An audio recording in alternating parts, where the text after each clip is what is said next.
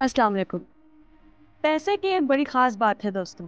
अगर आप इसको बचा कर कहीं सँभाल कर रखेंगे, तो ये अपनी वैल्यू खो देता है और अगर आप इसे कहीं इन्वेस्ट करेंगे, तो यही पैसा आपको और भी पैसा बनाकर दे सकता है और इस तरह इस पैसे की वैल्यू भी नहीं गिरती।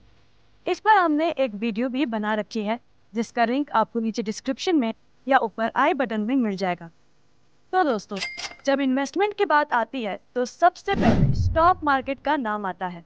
दुनिया में बहुत सारे लोग और कंपनीज अपने पैसे को इन्वेस्ट करने के लिए स्टॉक मार्केट का सहारा लेते हैं। अब ऐसा भी नहीं है कि जब कोई स्टॉक मार्केट में इन्वेस्ट करता है तो उसे प्रॉफिट ही होगा। ऐसा नहीं है, उन्हें लॉस भी होता है। लेकिन फिर भी स्टॉक मार्केट एक ट्रस्टेबल जगह है जहां लोग अपने पैसे इन्वेस्ट करते हैं और लाखों रुपए कमाते हैं। अगर आप इंडिया से हैं तो आपने मुंबई स्टॉक एक्सचेंज और अगर आप पाकिस्तान से हैं तो आपने कराची स्टॉक एक्सचेंज का नाम कहीं ना कहीं जरूर सुना होगा। आज की इस वीडियो में हम आपको स्टॉक और स्टॉक मार्केट के बारे में तफसील से बताएंगे। अगर हम थोड़ी सी हिस्ट्री जान लें तो 1600 की सदी में डच ईस्ट इंडिया कंपनी ने सोने, मिट्टी के बर्तन, मसाले और रेशम के कारोबार करने के लिए दुनिया भर में 100 से ज्यादा जहाज़ों को डिप्लॉय किया।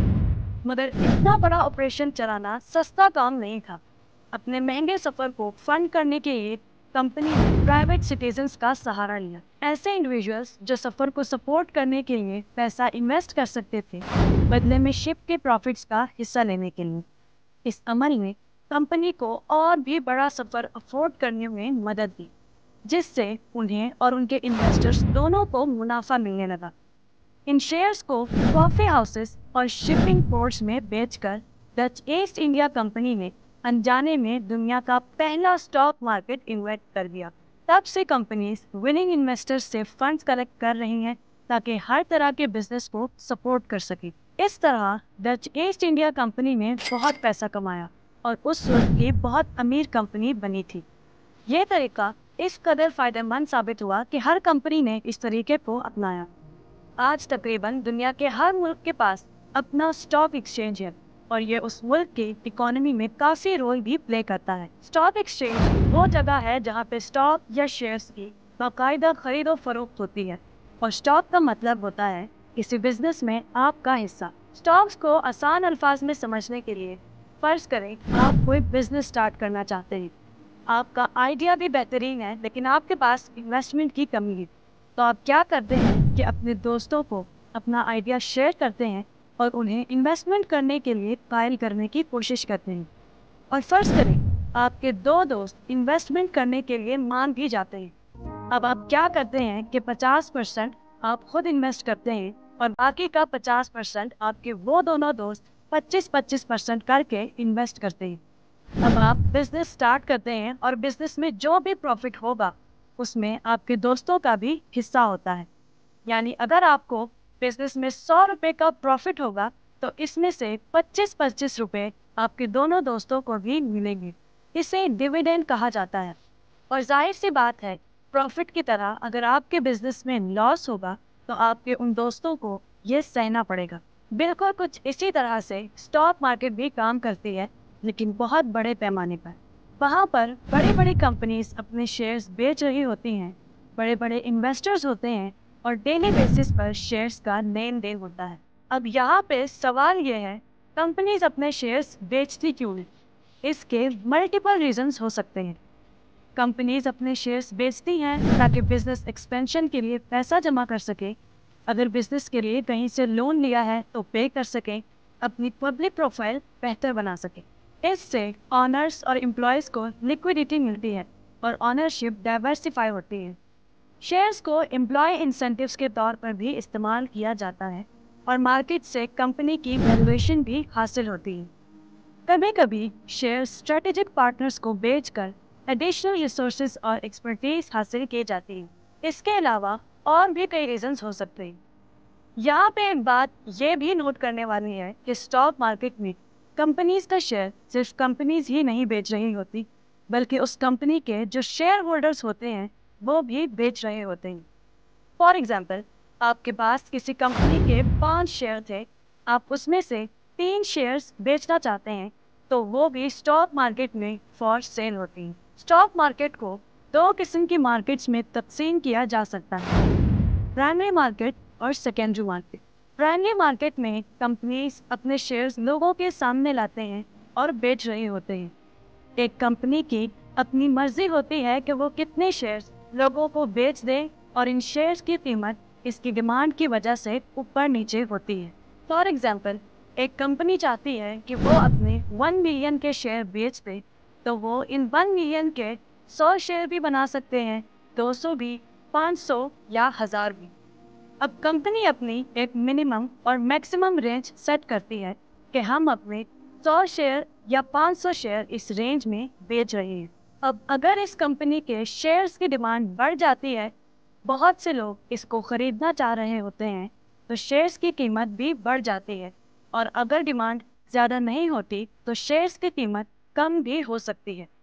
और अगर डिमांड बहुत ही ज़्यादा बढ़ जाए और बहुत ज़्यादा लोग शेयर्स खरीदने आए, तो शेयर्स बेचने के लिए लॉटरी सिस्टम भी होता है। ये तो हो गई प्राइमरी मार्केट।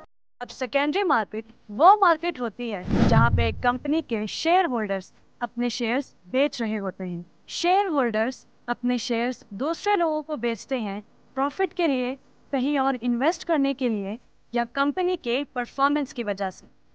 तो ये दो तरह की मार्केट होती है, जहाँ प्राइमरी मार्केट में कंपनी अपने शेयर बेच रही होती है और सेकेंडरी में शेयर होल्डर्स। अब एक और सवाल, क्या किसी भी नई कंपनी को स्टॉक एक्सचेंज में रजिस्टर करना आसान होता है? बिल्कुल नहीं। ये एक बहुत लंबा और कॉम्प्लिकेटेड प्रोसेस होता है, क्योंकि माजी में ऐसे कई मौके देखे गए हैं जहाँ पे लोगों के साथ बहुत बड़े बड़े स्कैम्स हुए हैं शेयर्स के नाम, जहाँ पे फेक कंपनीज फेक शेयर्स बेच देते हैं और फिर गायब हो जाते हैं। इसलिए अब ये प्रोसेस इतना आसान नहीं है। जब कोई भी नई कंपनी अपने स्टॉक पहली बार लोगों के सामने बेचने के लिए लाते हैं, तो इसे आईपीओ यानी इनिशियल पब्लिक ऑफरिंग कहा जाता है। कंपनीज की कोशिश यही होती है कि आईपीओ हमेशा उस टाइम लाया जाए जब मार्केट ऊपर और लोगों की परचेजिंग पावर ज़्यादा हो। एक कंपनी जब अपने शेयर्स आईपीओ के जरिए बेच देती है और अगर उसे दोबारा मार्केट में अपने शेयर्स बेचने के लिए लाना हो, तो उसे एफपीओ कहा जाता है, यानी फॉलो ऑन पब्लिक ऑफर। इस बार अब कंपनी की मर्जी नहीं होती कि वो अपने शेयर्स की क्या कीमत रखे। जब एफपीओ मार्केट में लाया जाता है, तो अब इस बार कंपनी की मर्जी नहीं चलेगी, बल्कि इस बार शेयर की कीमत वही होगी जो मार्केट में चल रही होगी। जब एक कंपनी ऑफिशियली पब्लिक मार्केट में लॉन्च हो जाती है, तो कोई भी कंपनी या इंडिविजुअल जो समझता है कि बिजनेस प्रॉफिटेबल हो सकता है, स्टॉक खरीद सकता है और वो बिजनेस में पार्शियल ओनर्स बन जाते हैं। उनकी इन्वेस्टमेंट कंपनी को ग्रो करने में मदद करती है, और जब ये ज़्यादा सक्सेसफुल होता है, तो और भी पोटेंशियल बायर्स देखकर स्टॉक्स खरीदने लगते हैं। जैसे जैसे इन स्टॉक्स की डिमांड बढ़ती है, वैसे वैसे उनकी प्राइस भी बढ़ती है, जो प्रोस्पेक्टिव बायर्स के लिए कॉस्ट को बढ़ाता है और कंपनी के स्टॉक्स जो लोगों के पास पहले से होते हैं उनकी वैल्यू को भी बढ़ा देता है। कंपनी के लिए ये इंक्रीज्ड इंटरेस्ट नए इनिशिएटिव्स को फंड करने में मदद करता है और उसके ओवरऑल मार्केट वैल्यू को भी बूस्ट करता है। लेकिन अगर किसी वजह से कंपनी कम प्रॉफिटेबल लगने लगे, तो उल्टा भी हो सकता है। अगर इन्वेस्टर्स सोचते हैं कि उनके स्टॉक वैल्यू गिरने वाली है, तो वो अपने स्टॉक्स बेच देंगे इस उम्मीद में कि कंपनी की और वैल्यू लॉस करने से पहले प्रॉफिट बना लें। जैसे स्टॉक्स बेचते जाते हैं और उनकी डिमांड गिरती है, वैसे वैसे स्टॉक प्राइस गिरती है और उसके साथ कंपनी की मार्केट वैल्यू भी गिरती है। ये इन्वेस्टर्स को बड़े लॉस दे सकता है जब तक कंपनी फिर से प्रॉफिटेबल ना लगने लगे। ये सप्लाई और डिमांड का सीसा कई फैक्टर से इन्फ्लुएंस होता है। कंपनीज मार्केट फोर्सेस के अनअवॉइडेबल इन्फ्लुएंस में होती हैं, जैसे कि मटेरियल्स की फ्लक्चुएटिंग प्राइस, प्रोडक्शन टेक्नोलॉजी में चेंजेस और लेबर के शिफ्टिंग कॉस्ट्स वगैरह। इन्वेस्टर्स लीडरशिप में चेंजेस, बैड पब्लिसिटी या और बड़े फैक्टर्स जैसे नए लॉज और ट्रेड पॉलिसीज से परेशान हो सकते हैं। ये सब वेरिएबल्स मार्केट में डे टू डे नॉइज काज कर सकते हैं, जो कंपनीज को ज़्यादा या कम सक्सेसफुल दिखाने लगती है। और स्टॉक मार्केट में वैल्यू लॉस करते दिखाई देना अक्सर इन्वेस्टर्स को लॉस करवाता है और बदले में एक्चुअल वैल्यू लॉस होती है। पहले ज़माने में शेयर्स एक जगह पर चिल्ला चिल्ला कर बेचे जाते थे और पेपर पर डील होती थी, लेकिन अब ये सिस्टम कंप्यूटराइज्ड हो चुका है। आजकल तो लोग अपने मोबाइल पर एक क्लिक से शेयर्स खरीद या बेच सकते हैं। स्टॉक मार्केट सिर्फ रिच और पावरफुल के लिए नहीं है। इंटरनेट के आने से एक आम इन्वेस्टर भी स्टॉक को बिल्कुल उसी तरह से खरीद सकता है जैसे कि बड़ा इन्वेस्टर। स्टॉक मार्केट में सिर्फ स्टॉक खरीद कर डिविडेंड लेके ही पैसा नहीं बना सकते, बल्कि आप शेयर्स की ट्रेडिंग भी कर सकते हैं। और बहुत से लोग ट्रेडिंग करते भी हैं और कमाते भी हैं। जैसे जैसे ज़्यादा लोग इस कम्प्लेक्स सिस्टम के बारे में एजुकेट हो रहे हैं, वो स्टॉक्स ट्रेड कर रहे हैं, बिजनेस को सपोर्ट कर रहे हैं जो उन्हें पसंद है, और अपने फाइनेंशियल गोल्स को परसू कर सकते हैं। लेकिन इन्वेस्ट करने से पहले पूरी इंफॉर्मेशन लेना और सीखना भी बहुत ज़रूरी है। वीडियो पसंद आई हो तो इसे लाइक, शेयर और चैनल को सब्सक्राइब करना हरगिज़ ना भूलें। अल्लाह निगहबान।